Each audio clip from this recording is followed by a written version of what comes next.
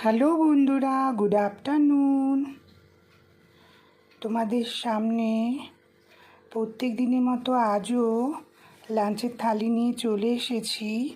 আজকে লাঞ্চের থালিতে আছে চিংড়ি মাছ দিয়ে কচুরলতি, কাঁকরোল ভাজা, পেঁয়াজ দিয়ে মুসুরির ডাল, আলু দিয়ে বাটা মাছের ঝোল আর আমের চাটনি। আজকে লাঞ্চটা কেমন হলো তোমরা সবাই কমেন্টে জানিও। যদি তোমাদের লাঞ্চটা ভালো লেগে থাকে তাহলে ভালোবেসে একটা লাইক, শেয়ার অ্যান্ড সাবস্ক্রাইব করে দিও। কার কার লাঞ্চ করা হয়ে গেছে?